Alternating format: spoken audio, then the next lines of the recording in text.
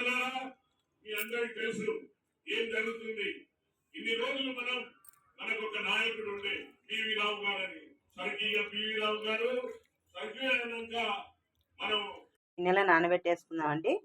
ఒక 4 టమాటా పండ్లు, జీలకర్ర, ఆవాల, మెంతులు ఇవన్నీ వేసి మిక్సీకి వేద్దామండి. ఒక 20 ఎల్లిపాయలు. దీంతో 2 నూనె వేసుకుందామండి. ఉల్లిగడ్డలు వేద్దామండి. జీలకర్ర ఆవాలు వేసానండి. ఉల్లిగడ్డలు వేద్దామండి. బాగా ఎర్రగా అయిన తర్వాత మనం చేసుకునేది మిశ్రమం అంతా వేసి కలుపుదామండి. టమాటా పండ్లు, ధనియాలు, మెంతులు, జీలకర్ర మొత్తం అన్నీ మిక్సీకి వేసానండి. పులుసులోకి వేసుకుందామండి. మనం చేసిందంతా పేస్ట్ వేసుకుందామండి. ఎర్రగైంది తర్వాత చింతపండు రసం వేసుకుందామండి. ఇది లేసి కలుపుకుందామండి. పులుసుకి సూపర్గా ఉంటుందండి.